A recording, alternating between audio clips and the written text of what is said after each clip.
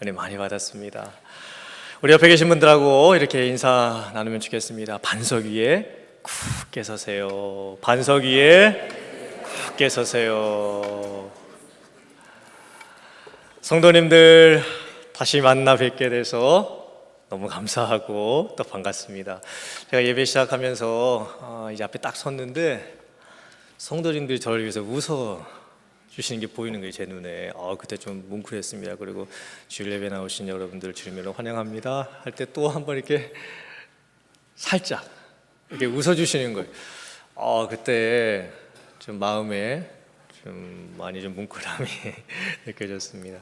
저는 휴가를 잘 마치고 돌아왔습니다. 어디 다녀왔는지 궁금하시죠? 한국에서 손님이 한 분 오셨어요. 제가 어렸을 때 신앙생활을 했던 저 모교회에 한 살 어린 남자 후배가 있는데 이번에 미국에 방문을 했습니다. 그래서 패키지 여행을 가라 그랬더니 싫대요.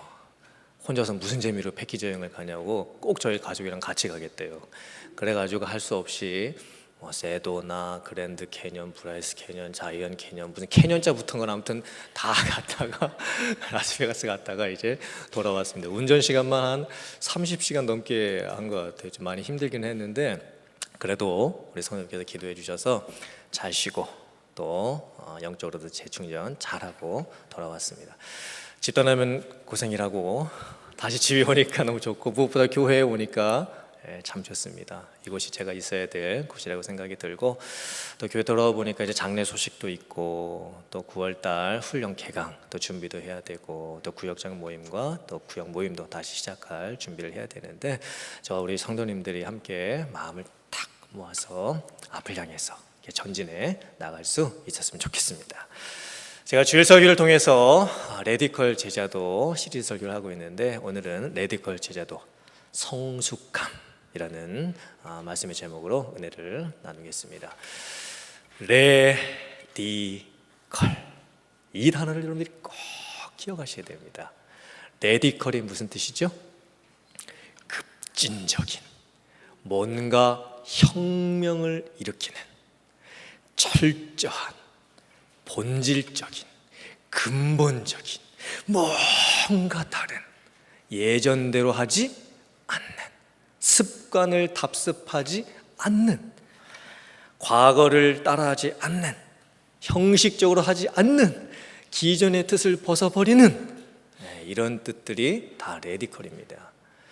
근데 제가 묵상하는, 정의하는 레디컬을 딱 한마디로 이 얘기를 해봐라 라고 한다면 몸부림. 제가 생각하는 레디컬은요, 몸부림이에요. 몸부림 치는 거. 우리 인생을 볼 때에 내 인생을 돌아보니 정말 이렇게 살아서는 안 되겠다. 내가 지금까지 살았던 이 방식대로 남아있는 내 인생을 똑같이 살아서는 안 되겠다. 어떻게 새롭게 살아야 될까? 라고 하면서 몸부림을 치는 겁니다. 그게 레디컬인 거예요. 또 우리의 신앙생활도 하나님을 인격적으로 만나지 못한 신앙생활을 반복하면서 하고 있고 주일날 교회에 와서 예배 한 번 드리는 것을 우리 신앙생활의 전부인 줄로 착각하고 있는 이 매너리즘을 보면서 어떻게 내가 신앙 안에서 다시 한번 은혜를 찾을 수 있을까? 라고 하면서 몸부림을 치는 것, 그게 레디컬입니다. 또 하나님의 은혜가 나에게 부어지고 찬양과 말씀과 기도에 대한 막 사모함이 생기고 성령의 충만함을 경험하고 싶은 그런 간절함에 몸부림이 쳐지는 것, 예배의 자리를 사모하면서 은혜의 자리를 사모하면서 하나님 앞에 나오는 것, 그게 바로 레디컬한 모습입니다. 저와 여러분들이 한번 생각해 보면 좋겠습니다. 나는 레디컬한가? 아닌가? 그리고 9월달부터 시작되는 훈련에 여러분들이 준비를 하셔야 돼요. 어떻게 내가 훈련을 통해서 이런 레디컬한 삶과 성도와 또 모습으로 변해갈 수 있을까? 또 우리 교회의 중직자 되시는 분들, 장로님들, 권사님들, 안수집사님들, 구역장님들, 선교회장님들은요, 왜 담임 목사님께서 레디컬이라고 하는 주제를 가지고 설교를 하고 계실까? 그러면서 저희가 교회에 대한 마음을 같이 품을 수 있어야 됩니다. 우리 교회는 레디컬한 교회일까? 아닐까? 어떻게 하면 우리 교회가 몸부림칠 수 있는 그런 교회가 될 수 있을까? 함께 저와 고민을 나누셔야 돼요. 제가 첫 번째 설교 때 말씀드렸습니다. 레디컬한 제자는 어떤 사람이냐? 부르심에 대한 감격이 있는 사람이에요. 예수께서 제자들을 부르시는 모습을 잘 보세요. 당시 대부분의 유대인들은 율법주의에 빠져 있었습니다. 그래서 기계적이고 형식적인 삶만을 반복하면서 살고 있었습니다. 태어나면서부터 유대인으로 태어나서 하나님의 선민의식이 있었기 때문에 그냥 습관 없이 회당을 다니고 습관 없이 말씀을 듣고 있었던 거예요. 껍데기밖에 남아있지 않았습니다. 그때 예수님께서 제자들을 찾아가셔서 부르시는 거예요. 그 예수님의 부르심을 들었을 때에 제자들은요, 메시아를 만났다고 하는 감격이 그 안에 생기게 됩니다. 그리고 복음, 하나님 나라에 대한 비전에 눈이 열리게 되는 거예요. 그래서 생업도 다 내려놓고 배도 그물도 다 내려놓고 그 즉시 예수님을 따라가는 거예요. 삶의 전환이 생기게 된 거죠. 그게 레디컬한 제자의 모습이에요. 은혜에 대한 부르심에 그 감격이 내 안에 살아있는 모습 있으셔야 돼요. 진짜 복음을 듣고 진짜 성육신하신 예수 그리스도를 만나서 제자들은요, 평범한 사람들에서 변화가 돼가지고 진짜 레디컬한 제자가 되어가는 겁니다. 이번 휴가 때 셋째 딸 이 서영이 때문에 좀 재미있는 에피소드가 하나 있었는데요. 이제 애들하고 같이 식당에 이제 들어갔습니다. 이제 사람이 너무 많은 거예요. 시끄럽고 또 복잡하고. 그리고 제가 애들한테 이렇게 얘기를 했습니다. 얘들아, 오늘은 각자 기도하고 밥을 먹자. 그랬더니 4학년짜리 셋째 저희 막내딸이 이렇게 하고 기도를 끝내는 거예요. 야, 소영아, 너 뭐야? 그게 기도한 거야? 그렇게 기도한 거야? 그랬더니 애가 이렇게 이야기를 합니다. 아빠가 각자 기도하자 그랬잖아. 그래서 나는 각자 기도를 한 건데, 이게 무슨 말이냐면 애가 한국말을 잘못 이해한 거예요. 저는 각자 기도를 하자 이렇게 얘기를 한 건데, 제 딸은 가짜 기도를 하자고 하는 줄 오해를 하고, 참 귀엽죠. 그래서 서영아, 각자 기도는 인디비주얼리 프레이를 하자는 거지 페이크 프레이를 하자는 게 아니다. 그랬더니 그래서 오 하면서 이제 그때 알아들었다고 얘기를 하는 거예요. 짧은 에피소드인데 제가 그 일을 겪고 나서 곰곰이 한번 생각을 해봤어요. 아이 스스로가 진짜 기도가 뭐고 가짜 기도가 뭔지를 구별할 수 있는 개념이 있는 거예요. 그러니까 이렇게 하는 거는 가짜 기도인 거예요. 그리고 진짜 기도를 어떻게 해야 되는지 알고 있는 거예요. 제가 묵상을 해봤습니다. 내 모습, 내 삶, 내 신앙의 모습에 나도 모른 채 내가 이렇게 페이크하게 하나님 앞에서 신앙생활을 하고 있는 모습이 있을 수도 있겠구나. 뭔가 척은하고는 있지만 그 안에 진실성, 진정성이 상실되어 버린 그 모습이 나에게 있을 수 있겠구나. 그리고 내가 과거에 형식적이고 매너리즘, 생명력 없는 모습에 있음에도 불구하고 그것을 내가 깨닫지 못하는 참 그런 모습이 나에게 있을 수 있겠구나. 제가 생각을 해보게 됐어요. 이제 우리가 변화될 때입니다. 페이크한 거, 거짓된 거, 껍데기만 있는 거, 형식만 남아있는 거, 이것에서 벗어나야 되는 거예요. 뭔가 본질적이고 근본적이고 철저하고 내면적이고 생동감이 넘치는 예전과 무엇인가 다른 그런 모습으로 바뀌어가야 되는 거예요. 그게 레디컬한 제자의 삶이에요. 제가 두 번째 설교를 하면서 드렸던 레디컬한 제자의 모습은요, 본받는 거였어요. 본받는 거, 예수님을 본받는 거. 예수님께서는 제자 훈련을 시키실 때 학교를 지어놓고 인포메이션을 주시지 않으셨어요. 그 대신 예수님께서 제자들과 함께 계셔 주셨고 제자들이 함께 있게 하면서 예수님을 닮아가게 하셨던 거예요. 예수님은 책으로 제자 훈련을 시키지 않으셨습니다. 삶으로 보여주셨던 거예요. 그래서 12 제자들은 예수님과 함께 있으면서 예수님을 본받아 가면서 제자 훈련을 받았던 거예요. 그러면 오늘날 2018년도 여기에서 이 시대 가운데 오늘 살아가는 우리들에게는 누가 우리들을 제자 훈련을 시키시는 걸까요? 여러분들의 제자 훈련을 누가 시켜주시는 걸까요? 한번 대답해 보세요. 여러분들 제자 훈련을 누가 시키는 거예요? 목사님이 시키는 게 아닙니다. 제자 훈련은 제가 시키는 게 아닌 거예요. 여러분들을 제자 훈련 시키시는 분은 바로 성령이십니다. 성령께서 여러분들 직접 제자 훈련 시켜주시는 거예요.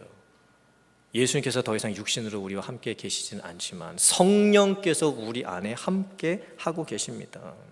그리고 성령이 스승 되셔서 성령이 인도하시고 가르치신 것을 직접 듣고 훈련받고 변화되어 가는 것, 그게 바로 진짜 제자 훈련인 거예요. 제자 훈련은 어떤 목사님 밑에서 훈련받는 게 아니에요. 어떤 교회의 프로그램 이수를 하는 게 아닙니다. 여러분들 그 신앙의 전율을 느껴보셨어요? 성령이 나의 스승 되시는 거예요. 그 성령이 내 안에 살아계세요. 나와 함께하고 계세요. 그리고 그 성령의 음성을 들을 때 내가 반응을 해요. 깨어나는 거예요. 그리고 변화되어 가는 거예요. 이런 모습이 있는 그 사람들이 바로 레디컬한 제자라는 거예요. 제가 오늘 레디컬 제자도 세 번째 말씀 통해서 말씀드리고 싶은 것은 이제 성숙함인데요. 오늘 성경 말씀을 보면 이제 바울 사도가 디모데에게 성숙함에 대해서 계속 말씀하는 부분이 나옵니다. 바울 사도가 30대 후반에 10대 후반이었던 디모데를 처음 만나요. 그리고 약 20년 혹은 30년 동안 바울 사도가 디모데를 제자 훈련을 시킵니다. 그래서 나중에 디모데가 목사님이 돼요. 그리고 에베소 교회를 담임하게 됩니다. 그리고 디모데 목사님도 에베소 교회에서 성도들을 제자 훈련 시키게 돼요. 그때 이제 바울 사도가 60이 넘은 나이에 인생이 얼마 안 남았을 때 마지막 유언처럼 남겼던 말씀이 바로 오는 말씀인 거예요. 바울 사도가 계속해서 디모데에게 제자 훈련을 본인이 시켰고, 또 이제는 디모데가 목사님이 되셔서 에베소 교회 성도님을 제자 훈련을 시킬 때 이게 제자 훈련이다 라고 하면서 강조하면서 말씀하신 부분, 그것이 바로 성숙함입니다. 디모데전서 4장 15절 16절의 말씀입니다. 이 모든 일에 전심전력하여 너희의 무엇을? 성숙함을 모든 사람에게 나타나게 하라. 네가 네 자신과 가르침을 살펴 이 일을 계속하라. 이것을 행함으로 네 자신과 네게 듣는 자를 구원하리라. 아멘. 레디컬한 제자에게서 나타나는 성숙함의 모습은 내 자신이 성숙함의 모습에 이를 뿐만이 아니라 그 성숙한 모습을 가지고서 다른 사람들에게 보여짐으로 다른 사람들에게 영향력을 주고 다른 사람들이 본받도록 할 수 있게 하는 것, 그 수준까지 올라가는 것, 그게 바로 성숙함입니다. 레디컬한 제자의 성숙함. 내 자신에 꽉 차 있는 것 같은, 무엇인가 내 안에 가득한 것과 같은 그 은혜의 충만함이 더 이상 내 안에만 머무를 수 없어서 흘러가는 거예요. 내 옆에 사람에게 가는 거예요. 보여지는 거예요. 나타나는 거예요. 그리고 그 사람을 변화시켜 가는 것, 그게 바로 레디컬한 제자의 모습인 거예요. 근데 실제의 우리들의 모습을 보면 이런 레디컬한 제자의 성숙함의 모습하고 좀 많이 거리가 있는 것을 느끼게 돼요.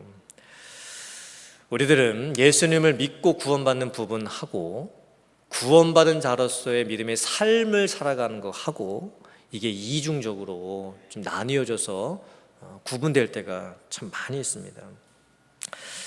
믿는 것과 믿는 대로 사는 것, 이게 같이 붙어 있어야 되는데 이게 떨어져 버리는 거예요. 우리들의 모습을 가만히 보면, 내 모습을 보면 우리가 분명히 예수님을 믿었어요. 그리고 구원받았어요. 죄사함도 받았어요. 그런데 내 인격과 내 삶의 모습을 보면 왜 이렇게 아직도 안 바뀌는 모습이 그렇게 많을까요? 성격은 왜 그렇게 그대로 남아있는지, 욱하는 성격, 급한 성격, 못 참는 성격, 이것이 불쑥불쑥 튀어나올 때가 참 많습니다. 또 인간관계도 왜 그렇게 힘들까요? 다른 사람 좀 품어주고 이해해주고 하는 것이 왜 그렇게 잘 안 될까요? 어떤 분들 볼 때 참 꼴보기 싫어 보일 그럴 때도 있고, 또 왜 저 사람은 저런 말을 하는 거냐, 왜 저렇게 행동하는 거냐, 자기가 뭐가 잘났다고 저렇게 나서서 설쳐대는 거냐라고 하면서 사람들을 평가하고 판단하게 될 때도 얼마나 많습니까? 예전에 정욕적 습관들, 세상적인 나쁜 습관들 끊어내고 싶은데, 술이든지 담배든지 고치고 싶은데 그게 안 돼요. 답답할 때 한두 번이 아닙니다.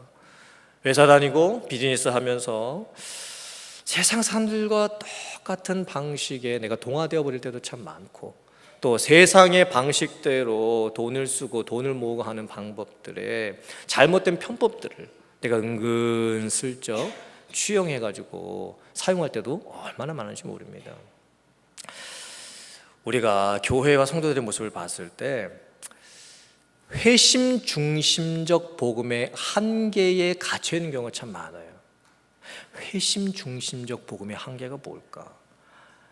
회심 중심적 복음의 한계는 뭐냐면요, 복음, 예수님 믿고 구원받는 것을요 그냥 구원받아 천국 가는 거, 그 정도로만 제한시키고 가둬두는 거예요. 사실 복음, 그 다음에 회심이라는 것은 참 놀라운 사건입니다. 복음이 선포하죠. 예수님께서 십자가에서 나를 위해서 죽으셨습니다. 예수님께서 내 모든 죄를 용서해 주셨습니다. 내가 그 핏값으로 구원받았습니다. 죄의 사함을 받았습니다. 사실 이 회심 중심적 복음을 보면 그 자체로 너무나 귀한 거예요. 그런데 그게 이 회심이 삶으로까지 연결되지 않을 때 문제가 되는 거예요. 회심 중심적 복음은요 출발점이 돼야 되는 거예요. 구원의 출발점. 그런데 그게 종착점이 되어버린 채 신앙생활을 그냥 머물러서 하는 경우가 참 많이 있어요. 만약에 교회의 영적인 수준을 볼 때에 교인들의 그 구원을 걱정할 정도가 돼가지고, 만일 당신이 오늘 죽는다라고 한다면 정말 오늘 밤에 천국 갈 확신이 있습니까? 이거를 걱정할 정도에 머물러 있다라고 한다면 그것은 회심 중심적 복음의 한계에 너무나 지나치게 갇혀 있는 거예요. 정말 우리가 물어야 될 질문은 바로 이겁니다. 만일 당신이 영원한 삶을 살게 될 것을 지금 믿고 있다면 어떤 사람이 되어서 그 삶을 살고 싶습니까? 이 질문을 우리가 물어야 돼요. 그리고 그 질문에 어떻게 답을 해야 될지 몸부림칠 수 있어야 되는 거예요. 천국 갈 그때까지 이 땅에서 신앙의 순례 여정을 가는 동안에 어떤 변화된 삶을 살고 싶습니까? 어떤 영향력을 주면서 살고 싶습니까? 그 질문에 몸부림치면서 살 수 있는 모습, 그게 바로 레디컬한 성숙에 이를 수 있는 제자의 모습이라는 거예요. 예수님의 제자들의 모습을 한번 참 잘 보세요. 인격과 삶의 모습을 볼 때에 사실 예수님의 제자들도 처음 모습을 보면요 부족함이 참 많았습니다. 여러 가지 모양이 있어가지고 못난 모습들 이 제자들이 다 하나씩은 다 가지고 있었어요. 예수님의 12 제자 중에서 야고보와 요한은 별명이 천둥의 아들들이에요. 아니 왜 별명이 그렇게 붙여졌을까요? 야고보와 요한은 화를 얼마나 불같이 내는지, 한번 화났다고 하면 막 천둥이 치는 것 같은 거예요. 그래서 잘 참지 못하고 막 욱하는 이런 성격 때문에 야고보와 요한이 천둥의 아들들이라고 하는 이런 별명을 얻게 된 거예요. 또 남들한테 지기 싫어합니다. 어떻게든 남이 잘 되는 꼴을 못 보고 자기가 나서야 되는 거예요. 그래서 야고보와 요한의 어머니가 내 아들 한 명은 예수님의 좌편에, 내 아들 한 명은 예수님의 우편에 좀 앉혀달라, 이렇게까지 부탁을 하지 않습니까? 베드로는 또 어땠습니까? 베드로는 참 실수가 많았던 사람입니다. 그리고 베드로는 나중에 예수님을 심지어 뭐까지 해요? 부인까지 해요. 또 도마는 의심이 많은 사람이었어요. 보지 않고는 못 믿는 사람이었습니다. 빌립은 또 어땠습니까? 예수님께서 너희가 먹을 것 사서 주어라 했을 때에 그 수많은 무리들을 보면서 이 사람들 먹으려면 300데나리온이나 필요한데 우리가 어디서 먹을 것을 구하겠습니까? 라고 하면서 지극히 계산적인 생각을 하는 사람들이었습니다. 처음에 이 제자들의 모습을 보세요. 어떻게 그 인격과 삶의 모습을 봤을 때 부족함이 그렇게 많은 사람들인지 모르겠습니다. 그런데 그 제자들이 바뀌어가는 거예요. 성숙해가는 거예요. 신앙적인 뿐만이 아니라 모든 인격의 부분에서 생각, 행동, 습관, 삶의 방식, 이 모든 것들이 바뀌어가기 시작을 하는 거예요. 그게 바로 레디컬한 제자의 모습이었습니다. 지금 예수님께서 저와 여러분들에게 원하시는 모습 똑같은 거예요. 레디컬한 제자의 성숙함까지 이뤄갈 수 있는 모습, 인격과 삶에서 나타나는 생동감 있는 열매 맺어지는 그런 변화,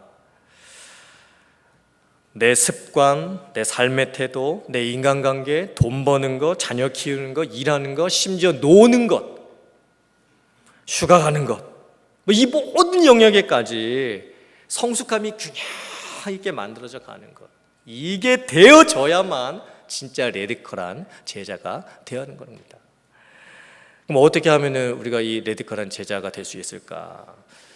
디모데후서 7절의 말씀입니다. 먼저 버려야 될 게 무엇인지를 말씀해요. 그리고 뭘 해야 될 것인지 말씀을 합니다. 뭘 버려라? 망령되고 허탄한 신화를 버려라. 그리고 뭘 해라? 경건에 이르도록 네 자신을 연단해라. 우리로 하여금 성숙함에 이르지 못하도록 방해하는 게 있어요. 레디컬한 제자의 삶을 살지 못하도록 방해하는 게 있습니다. 그게 뭐냐면 망령된 거예요. 이 망령이라는 뜻이 뭐냐면 헬라어로 베벨로이스라고 하는데 이거는 경계를 넘어가는 거예요. 하나님이 경계를 분명히 이렇게 해놓으셨어요. 하지 말아야 될 거 해야 될 것을 분명히 선을 그어놓으셨어요. 그런데 자꾸 그것을 넘어가요. 하나님이 가지 말라고 하신 곳을 자꾸 가요. 그게 바로 망령된 거예요. 그러면 우리 안에 경건의 모습이 만들어질 수가 없어요. 허탄한 것이 뭘까요? 허탄한 것, 이것은 쓸모없는 가치예요. 세상적 가치, 어떤 세상이 주는 사상들. 바울 사도와 디모데가 살았던 시대에는 거짓 선지자들, 이단들, 무신론, 또 철학사상들, 이런 것들이 세상에 너무나 많았습니다. 그래서 바울 사도가 이 세상에 있는 것들, 육신적인 것들을 버려라, 떠나라, 경계를 넘어가지 말아라, 허탄한 것들의 마음을 쏟아붓지 말아라, 경건에 이르기를 끊임없이 연습해라. 그래야 성숙해질 수 있다. 이렇게 말씀하고 계시는 거예요. 그러면서 육체의 연습과 경건의 연습이 어떻게 차이가 있는지를 말씀합니다. 육체의 유익은요, 연습은요, 약간의 즐거움을 주는 거예요. 이 세상 것들, 세상이 주는 만족감, 세상을 위해서 살아가는 삶의 모습, 뭐 돈이 됐든 권력이 됐든 쾌락이 됐든 오락이 됐든 유흥이 됐든 그런 거는요 다 일시적인 거예요. 금방 있다가 금방 사라져 버리는 거예요. 금방 없어져 버릴 것들입니다.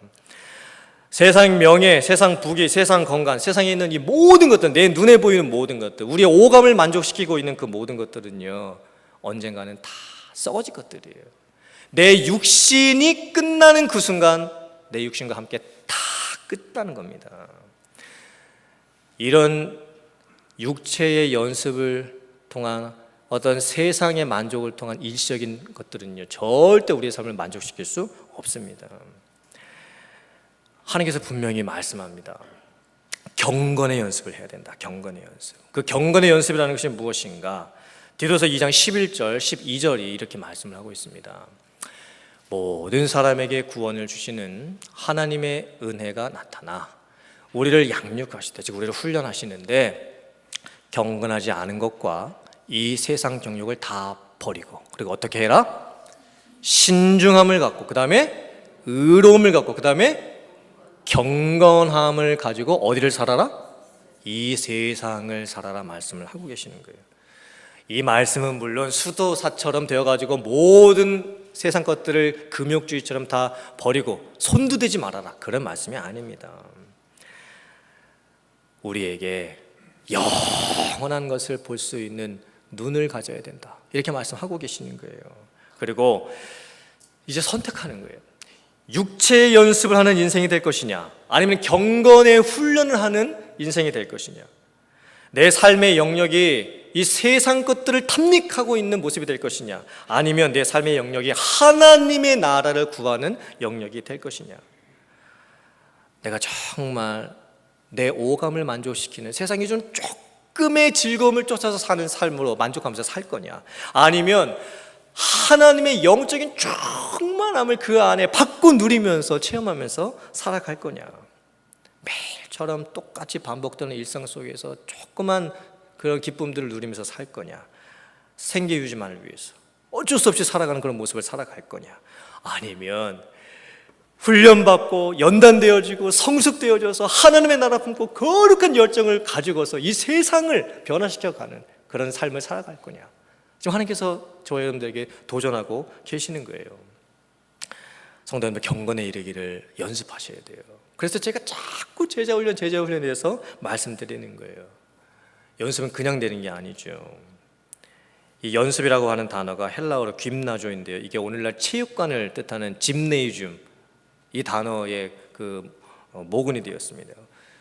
운동선수가 훌륭한 선수가 되기 위해서는 밤낮을 가지 아니하고 끊임없이 훈련을 해야 됩니다. 연습을 해야 되는 거예요. 이런 말씀이 있습니다. 잘 들어보세요. 그리스도를 떠나서는 우리가 아무것도 할 수 없다. 하지만 우리가 아무것도 하지 않으면 그리스도를 떠나게 될 것이다. 이 의미가 뭐예요? 먼저 앞부분의 의미를 잡아서, 우리는 그리스도를 떠나서는 아무것도 할 수가 없어요. 그게 내 모습이에요. 연약한 모습. 우리는 사실 아무것도 못해요. 나를 변화시키는 것도, 나를 바꿔가시는 것도, 나를 성숙하게 하는 것도 내 결심, 내 노력으로 할 수가 없는 겁니다. 오직 나를 변화시키는 것은 하나님의 은혜이고 예수 그리스도의 십자가 복음이고 내 안에 계신 성령인 줄을 믿습니다. 하지만 이 말씀은 그럼 나는 아무것도 안 하고 그냥 가만히 있으면 되냐, 내 역할은 아무것도 없다는 그런 말씀이 아닙니다. 내 육신을 쳐서 복종시키는 훈련을 내가 하지 않으면 내가 그리스도를 떠나게 되는 거예요. 그리스도는 절대 나를 떠나지 않으십니다. 그런데 내가 나를 방치시켜 놓을 때에 내가 그리스도를 떠나는 거예요. 구원 밖으로 떠난다는 게 아니라 그 친밀감을 잃어버린다는 거겠죠. 그래서 우리가 마땅히 해야 될 게 있어요. 이제 그런 훈련 받는 거예요. 열심히 경건에 이르도록 우리가 수고하는 거예요. 그래서 바울 사도가 이 성숙함에 이르기 위해서 뭐를 계속해서 훈련하라고 말씀하냐면 디모데전서 4장 11절과 13절의 말씀이에요. 너는 이것들을 명하고 가르쳐라. 그럼 이것들을 어떻게 하라고 말씀하냐? 내가 이를 때까지 이것들을 뭐 해라? 읽는 것과 권하는 것과 가르치는 것에 뭐 해라? 전념을 해라. 지금 바울 사도가 뭘 읽으라고 하는 걸까요? 뭘 권하고 뭘 가르치라고 하는 걸까요? 하나님의 말씀, 성경입니다. 성경. 6절에서 그걸 정확하게 표현하고 있어요. 믿음의 말씀과 선한 교훈. 믿음의 말씀은 복음이 기록된 성경이고 선한 교훈은 성경적인 가치관을 뜻하는 거예요. 결국 하나님의 말씀을 가지고서 내가 훈련받게 될 때 그 말씀이 나를 변화시켜 가는 것을 우리가 경험하게 되는 거예요. 2000년 전에 살았던 예수님의 제자들은요, 예수님이 살아있는 인격의 말씀이셨어요. 그래서 예수님과 함께 있으면서 예수님의 입으로부터 나오는 그 말씀을 들었을 때에 그 인격과 제자들의 인격이 부딪히면서 제자들이 변화되어 갔던 거예요. 성숙함에 이뤄갔던 거예요. 오늘날 우리들에게 하나님께서는요, 이제 기록된 말씀으로서의 성경을 주셨습니다. 그 말씀 안에 우리가 변화될 수 있는 모든 것이 담겨져 있어요. 사랑하는 성도님들, 진실로 여러분들 한 분 한 분들이 말씀의 사람들 될 수 있기를 주님의 이름으로 축복합니다. 말씀 안에 감춰져 있는 복음에 대한 진리 깨닫고 은혜의 광맥을 찾아가는 거예요. 그 안에 담겨져 있는 은혜의 광맥을 찾아가시면서 훈련 받을 수 있는 기회를 놓치지 말고 경건에 이르는 훈련에 최선을 다하는 여러분들 될 수 있기를 주님의 이름으로 축복합니다. 그래서 그 말씀을 통해서 진정 여러분들께서 레디컬한 제자로서의 그런 성숙한 모습에 이뤄가실 수 있는 여러분들 다 되실 수 있기를 주님의 이름으로 축복합니다. 아멘.